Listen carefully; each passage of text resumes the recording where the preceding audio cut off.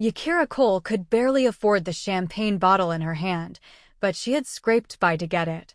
She'd wrapped it herself, tied the silver ribbon with trembling fingers, rehearsed what she'd say when Marcus opened the door. "Merry Christmas. I love you. Let's start over." The door wasn't locked. That should have been her first warning. The apartment was dark except for the bedroom. Soft light spilled from the crack beneath the door, and Yakira heard it, a woman's laugh. High, confident, nothing like her own. Her hand found the doorknob. Turned it. The bottle slipped from her grip before her mind could process what her eyes were seeing. Marcus. Her Marcus. Naked, tangled with a woman who looked like she'd walked off a magazine cover. Blonde hair cascading over pale shoulders. The kind of body Yakira prayed for in front of mirrors but never achieved. They didn't even stop. Marcus looked up and his expression wasn't guilt. It was annoyance. "Yakira? What the hell, you can't just walk in here." The other woman, didn't even bother covering herself. She propped herself up on one elbow, smirking like Yakira was the punchline to a joke she'd heard before. "Is this her?" the woman asked, voice dripping with amusement. "The Virgin?" Yakira's throat closed. Marcus climbed out of bed, not bothering with clothes, and Yakira's vision tunneled. She should run. Scream. Do something. But her body had turned to stone. "Did you really think I'd marry you?" Marcus said, reaching for his jeans. His voice was casual, like they were discussing the weather. "You're boring, Yakira. Safe. You're the girl guys keep around until someone better shows up." The bottle shattered on the hardwood floor. Yakira didn't remember dropping it. "You're nobody's first choice, baby," Marcus continued, pulling his shirt over his head. "You do realize that, right?" The woman laughed again. Yakira turned and walked out. Her legs moved on autopilot down the hallway, through the door, into the December cold. She didn't have her coat. Didn't have her keys. Didn't have anything left. Her apartment was silent. Yakira stood in front of her bathroom mirror, mascara streaking her brown cheeks, and whispered the words she'd been holding back for 25 years. "Maybe I really am nothing." Her phone buzzed. Minji's name lit up the screen. "Come to Seoul. Spend Christmas with us. Please. I miss you." Yakira stared at the message for a long moment. Then she opened her laptop and booked a one-way ticket. She didn't pack carefully. Didn't plan. Just threw clothes into a suitcase and prayed that distance could make her feel less small. If you've ever felt invisible, like no matter what you did, you'd never be enough, hit that like button and tell me where you're watching from. Because what happens to Yakira in Seoul will shatter everything she thought she knew about love and about herself. Trust me. You won't see him coming. The thing about running away, Yakira realized somewhere over the Pacific Ocean, was that you brought yourself along for the ride. 14 hours in the air, and Marcus's words still echoed in her skull. Nobody's first choice. She'd bought the cheapest flight, middle seat, crying baby 2 rows back, and spent the entire journey staring at the seat in front of her, wondering if she'd ever stop feeling like an apology for existing. When the plane finally touched down at Incheon International, Yakira's hands were shaking. "Yakira." Minji Park stood at arrivals holding a sign that read, "My favorite human," in glittery letters, her smile so bright it could power the entire terminal. She wore a white cashmere coat that probably cost more than Yakira's entire wardrobe, her long black hair falling in perfect waves. They'd met during Minji's semester abroad at NYU. While other international students stuck to their own groups, Minji had walked right up to Yakira in the library and declared, "You look like you need a friend who'll make bad decisions with you." She'd been right. Now Minji pulled Yakira into a hug that smelled like expensive perfume and home. "You look terrible," Minji said, pulling back to examine her. "What happened?" "Long flight." Minji's eyes narrowed. She'd always been able to read Yakira like a billboard, but she didn't push. "Come on. The car's waiting." The car turned out to be a Mercedes with a driver in a black suit who loaded Yakira's battered suitcase like it was made of glass. Yakira slid into the back seat, suddenly hyper-aware of her discount jeans and drugstore makeup. "This is too much," she whispered. Minji waved a hand. "Please. Dad owns the company that makes these cars. This is nothing." Seoul unfolded outside the window like a fever dream. Skyscrapers pierced clouds, neon signs blazed even in daylight, mountains loomed in the distance. Everything moved faster here, the traffic, the people, the pulse of a city that had no time for sadness. Yakira had spent her whole life in Philadelphia. Row houses and corner stores. People who knew your name and your business. She'd never felt sophisticated there, but at least she'd understood the rules. Here, she was drowning before she'd even gotten wet. So, Minji said, linking her arm through Yakira's. Dad's excited to meet you. I've told him about my amazing American best friend who makes me laugh until I can't breathe. Yakira's stomach clenched. Minji, I don't know if this was a good idea. Your family is, I'm just. Stop. Minji's voice went soft. You're doing that thing again. That thing where you make yourself smaller so other people feel comfortable. I hate that thing. Yakira swallowed hard. My dad is a little intense, Minji continued. He hasn't been the same since Mom died. That was 10 years ago, and he still works 18-hour days like he's trying to outrun grief. He doesn't smile much. Doesn't date. Doesn't do anything except build empires and forget he has a daughter who misses him.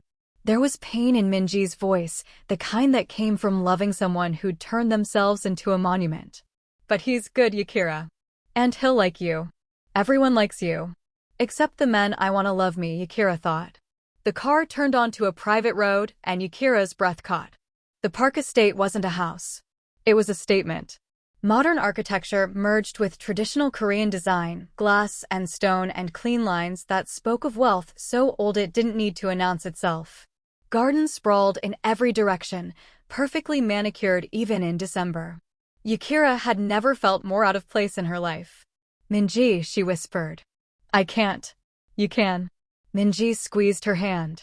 Tonight's just dinner. Wear the black dress I packed for you. Yes, I snuck it into your suitcase. You're welcome, and just be yourself. That's all Dad cares about. Authenticity. Yakira wanted to laugh. Authenticity. As if she had any idea who she really was beneath all the men who'd told her she wasn't enough. That night, standing in the guest room that was bigger than her entire apartment, Yakira stared at her reflection in Minji's borrowed dress. The fabric hugged curves she usually hid. The neckline showed collarbones she'd always thought were too sharp. Her natural hair fell in coils around her face, beautiful, her mother always said, but Marcus had suggested she straighten it.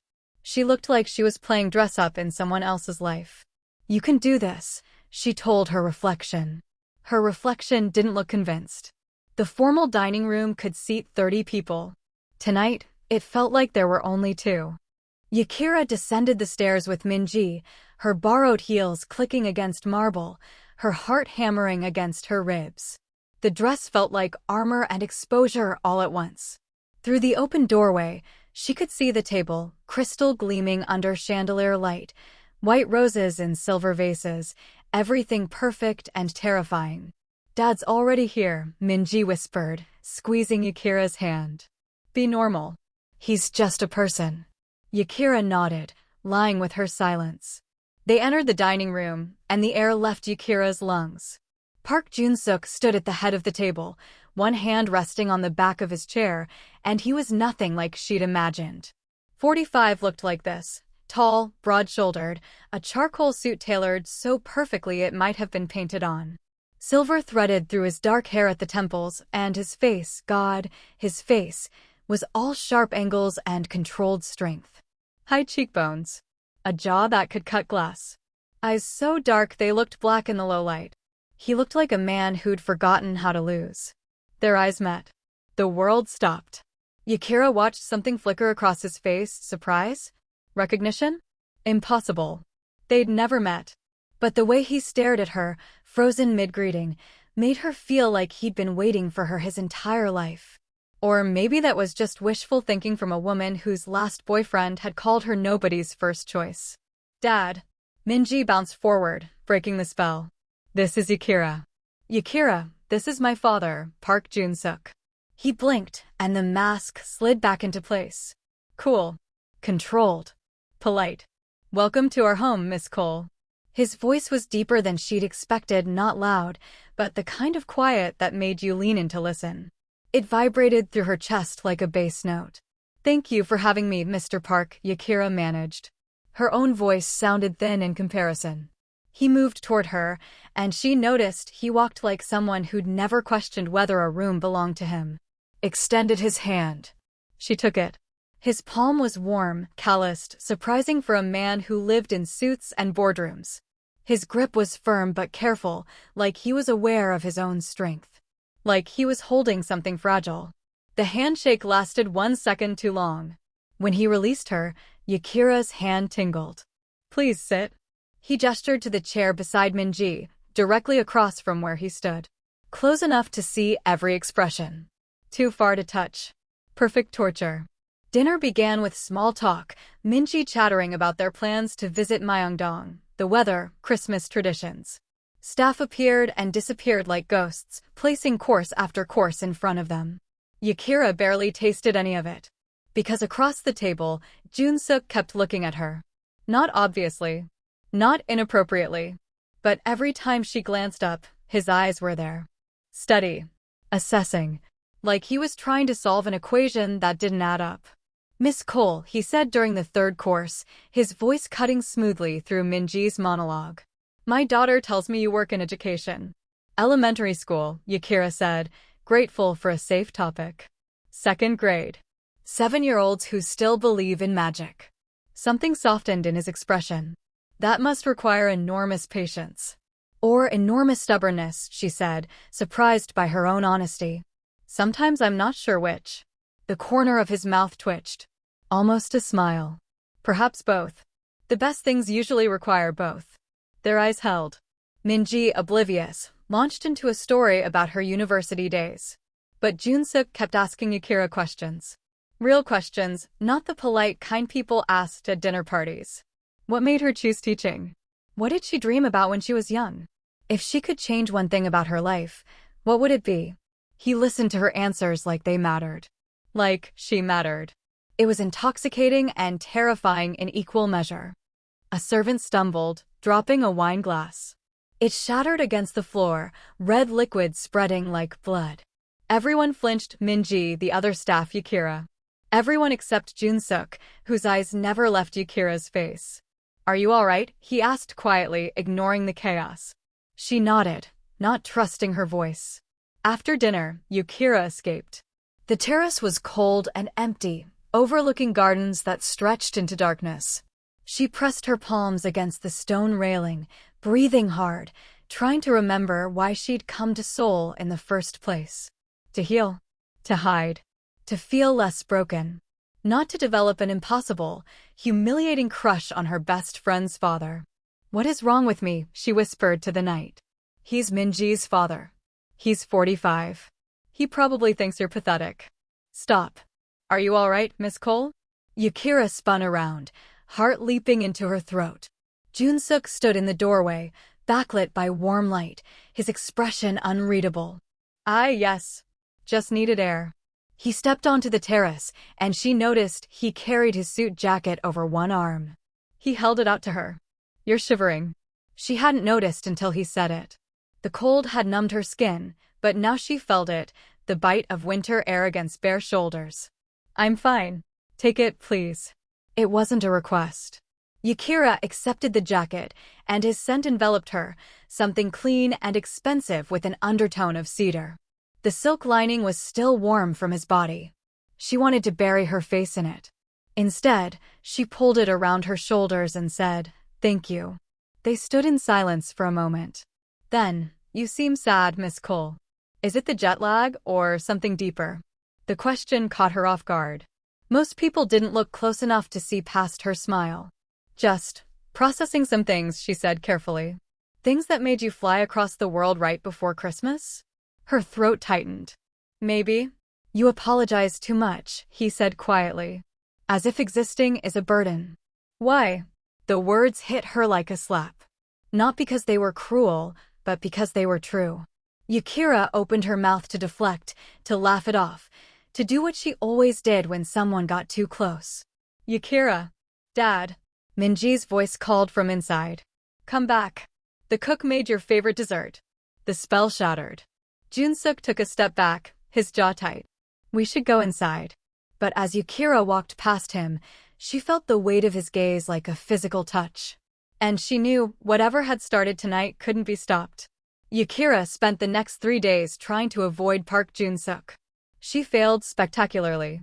The universe, it seemed, had a cruel sense of humor.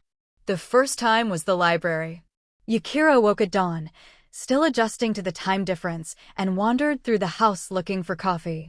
She found the library instead, 3 stories of books, with a spiral staircase and floor-to-ceiling windows overlooking the gardens. And there he was.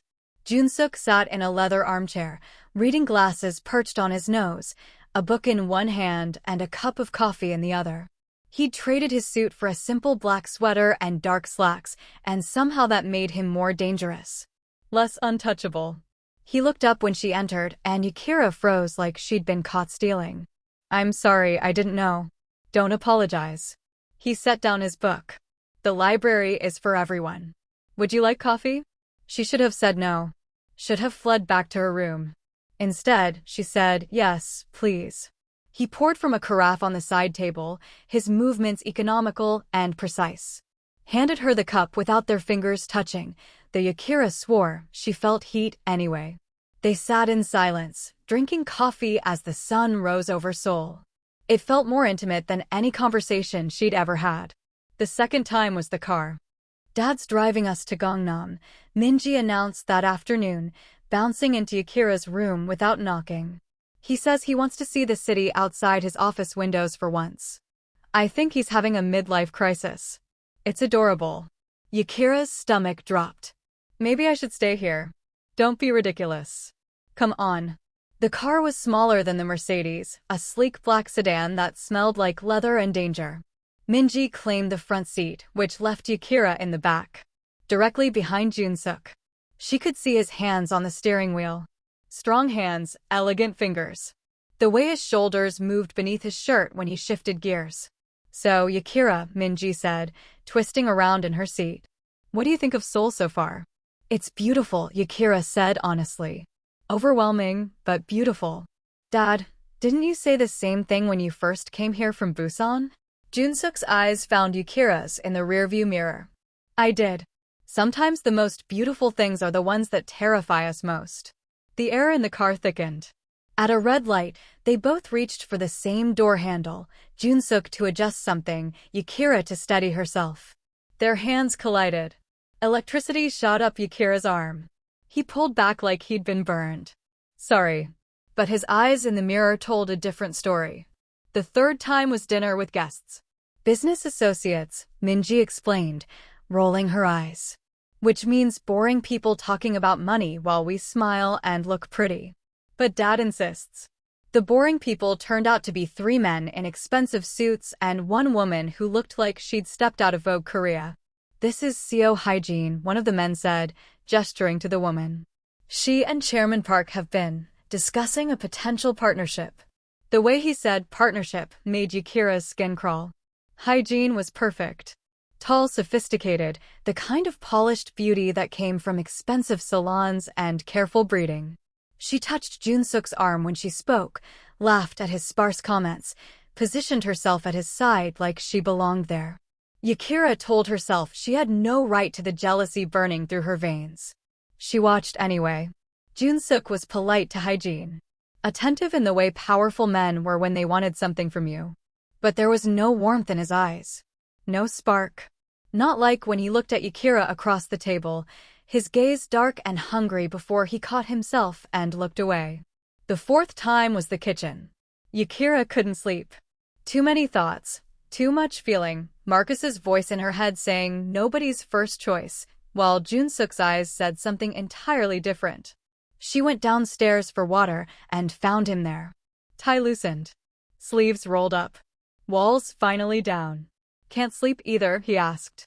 No. She moved to the sink, hyper-aware of the space between them. Too much in my head. Want to talk about it? The question was simple. The way he asked it wasn't. Yakira turned to face him, and maybe it was the darkness or the exhaustion or the fact that she was tired of pretending she was fine, but the truth spilled out. My ex-boyfriend cheated on me right before I came here. With a woman who is everything I'm not. And when I caught them, he told me I was boring. Safe. Nobody's first choice. Her voice cracked. Maybe he was right. Maybe I'm just. Stop. Joon-seok closed the distance between them in 2 strides. He didn't touch her, but he was close enough that she could feel his heat. That man was a fool, he said, voice low and fierce. Any man who made you feel small doesn't deserve to speak your name. Yakira's breath caught. You don't even know me. I know enough. His jaw tightened. I know you apologize for taking up space. I know you make yourself smaller so others feel bigger. I know you're terrified someone will look close enough to see what I see. What do you see? The question hung between them like a blade. Joon-seok's eyes dropped to her mouth, and the air turned molten. You should go back upstairs, Yakira. Her name. Not Miss Cole. Yakira. It sounded like a prayer and a curse and a promise all at once. She didn't move. If you don't leave now. His voice was rough, breaking at the edges. I won't be responsible for what happens next. Dad? Are you down there? Minji's voice drifted from upstairs, sleepy and concerned. They jumped apart like they'd been caught committing murder. Joon-seok's hands clenched into fists at his sides. Go. Please. Yakira ran. But she felt his eyes on her back the entire way. And she knew they were both already lost. The New Year's Eve party transformed the Park estate into something out of a fever dream. Hundreds of guests glittered through rooms Yakira hadn't known existed, politicians, celebrities, business moguls whose faces she recognized from news headlines. Champagne flowed like water. A string quartet played in one room, a DJ in another. Women wore gowns that cost more than Yakira's annual salary. She wore borrowed confidence and Minji's emerald dress. Stay close, Minji had said earlier, already tipsy. These people are sharks. They'll smell fresh blood. But Minji had disappeared an hour ago, swept into a crowd of university friends, leaving Yakira alone in a sea of people who spoke languages she didn't understand and moved through a world she'd never belonged to.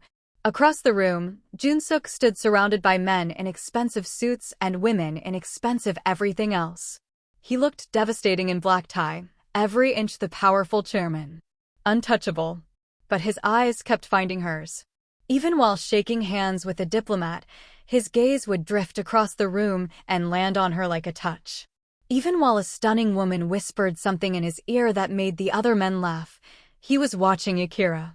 She should look away. She couldn't. The air between them hummed with everything they weren't saying. Yakira. Minji stumbled toward her, makeup smudged, words slurring. I don't feel good. Yakira caught her before she fell. Okay. Let's get you upstairs. Getting Minji to her room was like wrestling a beautiful, drunk octopus. She kept giggling, then crying, then trying to go back to the party. By the time Yakira finally got her into bed, Minji was unconscious, mascara streaked across her pillow. Yakira stood there for a moment, making sure she was breathing steadily, then slipped out. The house was a maze of corridors she didn't recognize. Left, right, another left, nothing looked familiar. The party noise faded to a distant murmur. She turned a corner and froze. This hallway was different. Quieter. More private.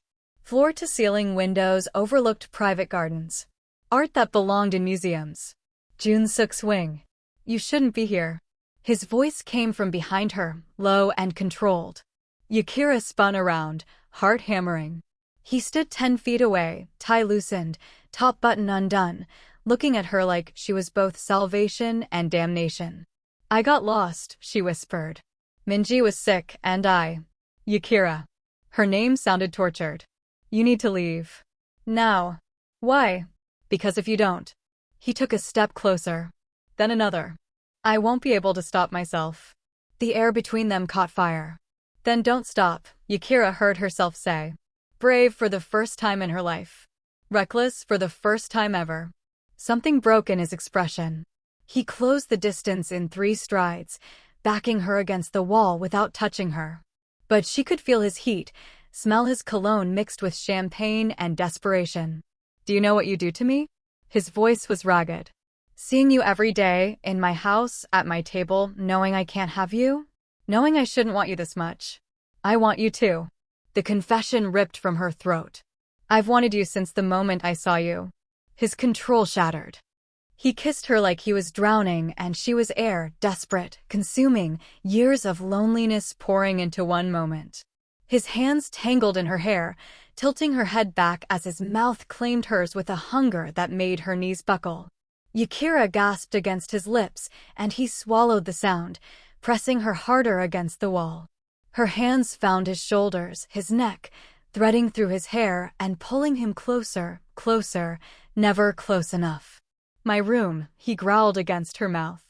Now.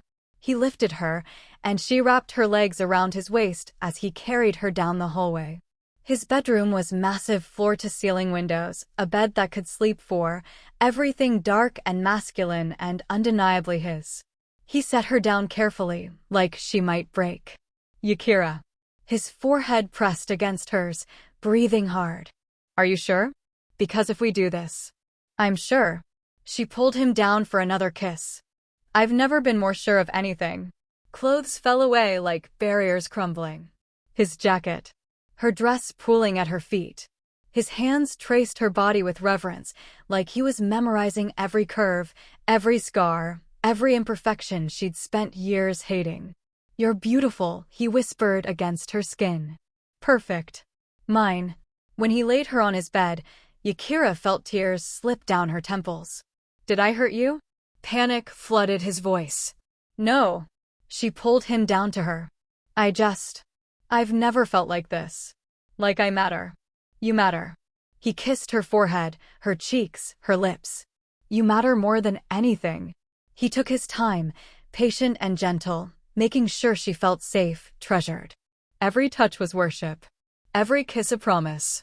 When he finally moved inside her, Yakira cried out, not from pain, but from the overwhelming rightness of it. This was what she'd been waiting for her entire life. I've got you, he murmured against her neck. I've got you. Afterwards, wrapped in his arms, skin against skin, heartbeats synchronizing, Yakira whispered, I've waited my whole life to feel like this. He kissed her forehead, pulling her closer. You were worth the wait. Worth everything. For one perfect moment, the world was exactly as it should be. Then his phone buzzed. Joon-seok ignored it at first, but it buzzed again. And again. He reached for it, frowning. Yakira watched his face drain of color. What? She asked, sitting up. What is it? He didn't answer. Just stared at the screen like it was a death sentence. Joon-seok, you're scaring me. He turned the phone toward her. The photo was grainy but clear enough. Yakira and Joon-seok entering his private wing, his hand on her lower back, her looking up at him with undisguised desire.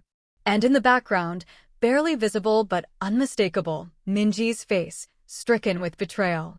Someone sent this to a media outlet, Joon-seok said, his voice hollow. It goes live in an hour. Yakira couldn't breathe. No, this can't. Minji saw us.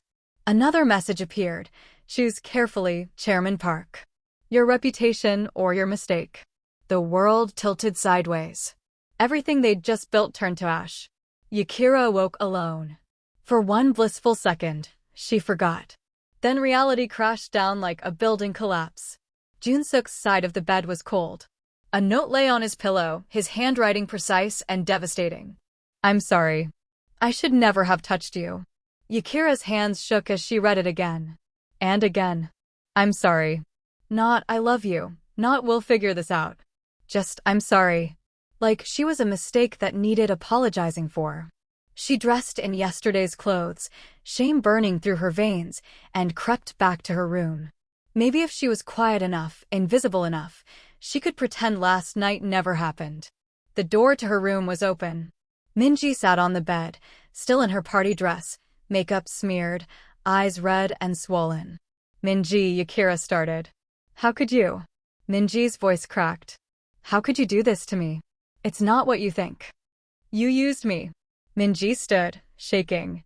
You came here pretending to be my friend, and the whole time you were trying to trap my father. For his money, for his status, for whatever sick reason gold diggers like you have. The words hit like slaps. I never, Minji, please, I would never. Get out. Minji's voice went cold. Pack your things and get out of my house. You're just like every other woman who's tried to sink her claws into him. Except you're worse, because you pretended to be my friend. Minji, please listen. Get out. Yakira fled to the guest room, Minji's sobs echoing behind her. The media exploded. By noon, Yakira's face was everywhere. Every news site, every social media platform, every gossip column in Korea and beyond. Chairman Park's scandalous foreign affair, gold digger or true love? Mysterious American woman caught in billionaire's bedroom. Park Industries stock plummets amid chairman's romance scandal. Someone had dug up her entire history. Photos from high school where she looked awkward and plain. Her failed relationships. Her modest salary. And Marcus. Of course Marcus gave an interview. Yakira was always desperate for male attention, he said, smirking into the camera. Clingy. Needy. I'm not surprised she upgraded to a billionaire. That's quite the step up from a community college teacher. Yakira watched the interview from her room, tears streaming down her face, and felt herself disappear. Invisible again. Except this time, everyone was looking. Her phone rang. Her mother. Her sister. Friends she hadn't spoken to in years, all wanting the story, wanting to know if it was true, if she'd really slept with a billionaire. She turned off her phone. Joon-seok didn't call. Didn't text. Didn't defend her. The silence was worse than any insult. The board meeting happened that afternoon. Yakira only knew because she heard staff whispering. The board is furious. They're demanding the chairman end it. Choose the company or choose her. She waited for him to choose her. He didn't come. By evening, Yakira understood. He was ashamed. Of her. Of what they'd done. She was exactly what Marcus had always said, nobody's first choice. A mistake that powerful men apologized for. She booked a flight. One way to Philadelphia. Leaving tonight. Packing took 10 minutes. She'd barely unpacked in the first place. Minji didn't come to say goodbye. The staff avoided eye contact. At the estate gates, Yakira's taxi idled while she took one last look. The house stood massive and beautiful against the sunset. And in a third-floor window, she saw him. Joon-seok stood there, one fist pressed against the glass, watching her leave. Their eyes met across the distance. Neither moved. Yakira waited for him to run after her, to fight for her, to choose her. He didn't. She got in the car. Joon-seok stood in his office, tie undone, whiskey untouched, the setting sun painting everything red. His lawyer had left an hour ago after delivering the ultimatum. Sir, if you acknowledge the relationship publicly, you lose controlling interest in the company. The hostile takeover succeeds. Everything you and your late wife built, gone. On his desk sat a photo of Ji-won, his first wife. Beautiful, elegant, the love of his youth. Forgive me, he whispered to her image. I found someone who makes me feel alive again. And I'm about to lose everything to keep her. His phone showed Yakira's flight information. Departing in 2 hours. He looked at Ji-won's photo one more time. Then he grabbed his keys and ran. Incheon Airport was a blur of faces and fluorescent lights. Yakira moved through check-in on autopilot, her passport trembling in her hands. The agent asked if she was all right. She lied and said yes. Everything felt distant, like she was watching herself from outside her body. The girl at the counter wasn't really her. The boarding pass printing out wasn't real. None of this was happening. Flight 2847 to Philadelphia, now boarding at Gate 47. The announcement echoed through the terminal, final as a death sentence. Yakira picked up her carry-on and walked toward security. Each step felt like drowning. Like giving up. Like proving Marcus right, she really was nobody's first choice. Joon-seok had let her go. That told her everything she needed to know. She was 10 feet from the security checkpoint when the commotion started. Shouting. People gasping. Phones rising like a wave. Yakira turned around. And there he was. Park Joon-seok, running through Incheon Airport like his life depended on it. No suit jacket, Just a white dress shirt untucked over black slacks, hair disheveled, breathing hard. He looked nothing like the controlled chairman who commanded boardrooms. He looked human. He looked desperate. "Don't get on that plane." His voice cut across the terminal. Everyone stopped. Stared. Phone cameras turned toward them like weapons. Yakira's vision blurred with tears. "Why?" Her voice cracked, breaking. "So you can apologize again for ruining me? For making me think I mattered?" "No." He walked toward her, slow and deliberate, every eye in the terminal watching. "So I can ruin myself for you."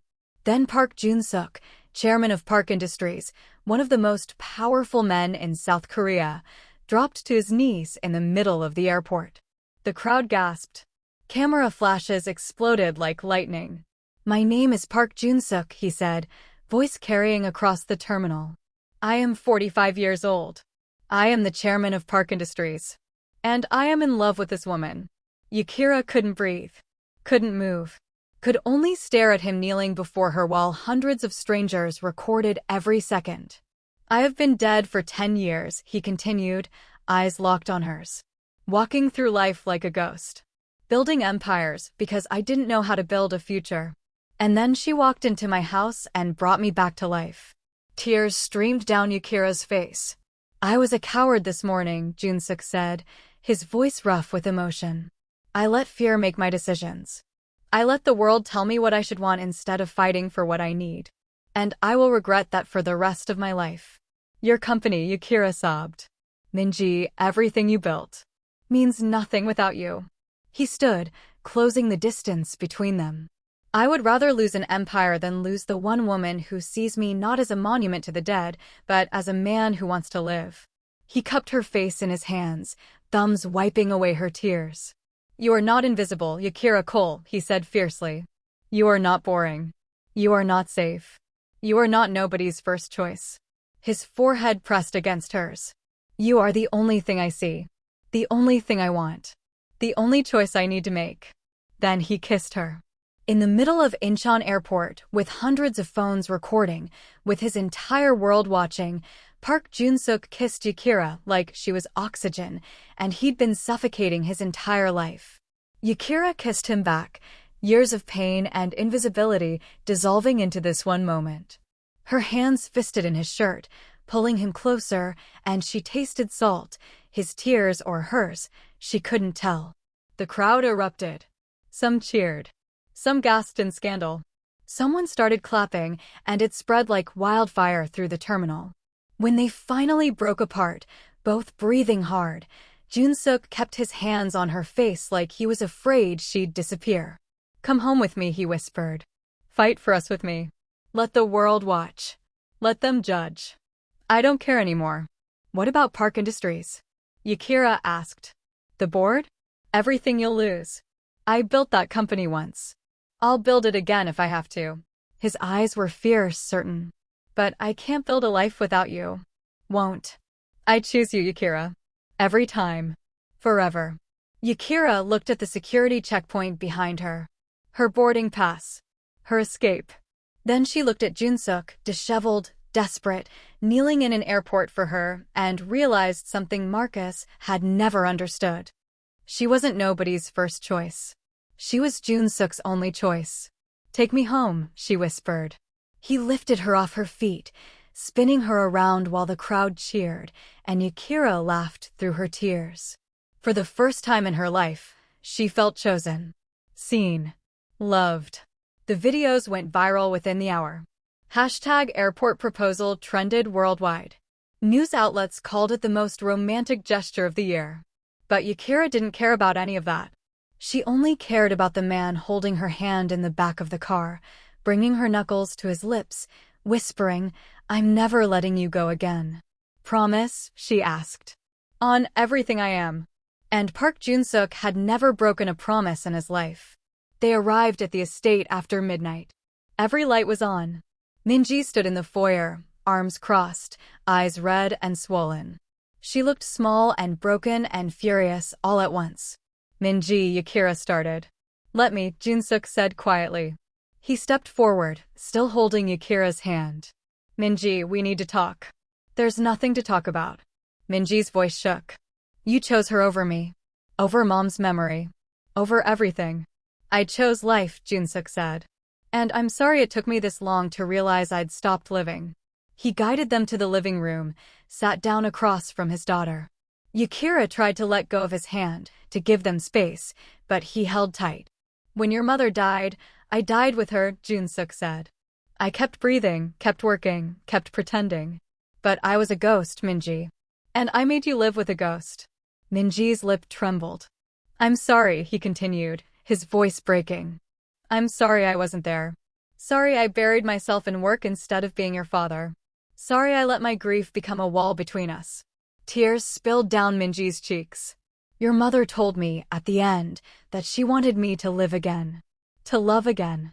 I promised her I would. He looked at Yakira, then back at his daughter. Yakira didn't steal me from you, sweetheart. She reminded me how to be human. I just didn't want to lose you again, Minji sobbed. Everyone I love leaves or disappears. And when I saw you with her, I thought. You thought I was replacing your mother. Joon-seok moved to sit beside her, pulling her into his arms. Never. Your mother was my first love. The love that built me. But Yakira, his voice softened. She's teaching me how to live with the man I became after loss. Yakira's throat tightened. Minji pulled back, looking at her. Did you really? Did you actually care about him? Or was everyone right about the money? I care about him, Yakira said quietly. So much it terrifies me. I didn't come here looking for this. I came here broken, trying to remember what it felt like to matter. Your father saw me when I couldn't see myself. I'm not trying to replace your mother, Yakira continued. I could never. But I'd like to try being your friend again. If you'll let me. Minji stared at her for a long moment. Then, quietly, you really love him? Yes. And you're not going anywhere? Not unless he asks me to leave. Something shifted in Minji's expression. Not forgiveness, not yet, but the beginning of understanding. This is going to be weird, she finally said. Extremely weird, Yakira agreed. But maybe? Minji took a shaky breath. Maybe we can figure it out. It wasn't a happy ending. But it was a beginning. The board meeting happened 2 days later. The hostile takeover was in full swing. Park Industries stock had dropped 15%. Shareholders were panicking. The board demanded Joon-seok's resignation. Yakira watched from the back of the boardroom, her presence itself a scandal. Chairman Park, the lead director, said coldly, your personal indiscretions have cost this company billions.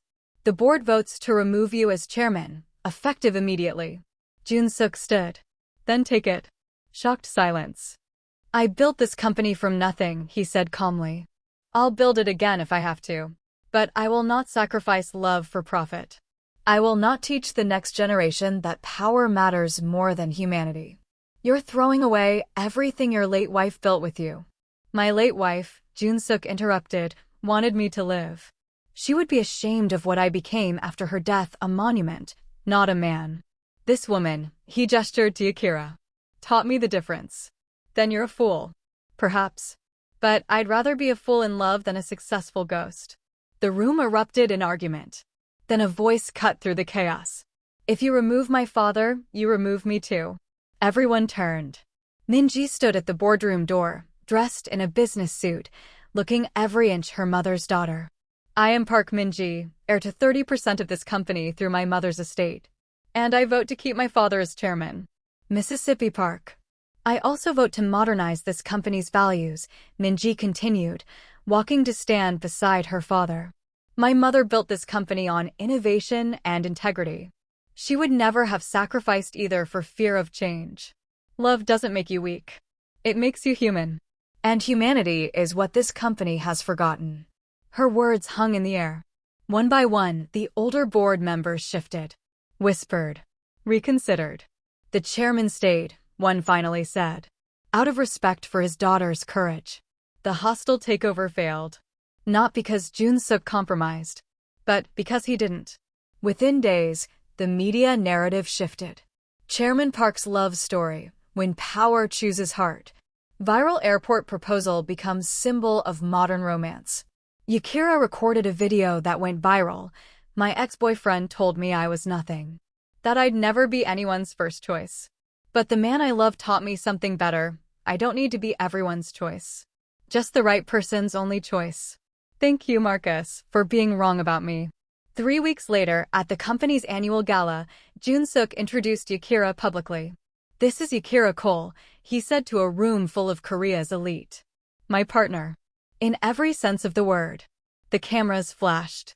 And Yakira smiled, not because she wasn't afraid, but because she finally believed she deserved to be seen. 6 months later, Seoul bloomed. Cherry blossoms fell like snow over the city, painting everything in shades of pink and white. Spring had arrived, and with it, a version of Yakira Cole she'd never known existed. She woke to sunlight streaming through floor-to-ceiling windows and the smell of coffee. Joon-seok appeared in the doorway of their bedroom, in the private residence they now shared, carrying 2 cups and wearing nothing but sleep pants and a soft smile. Good morning, beautiful, he murmured, setting the coffee on the nightstand before pressing a kiss to her bare shoulder. Yakira shivered, still not quite believing this was her life. Morning. He slid back into bed beside her, pulling her against his chest.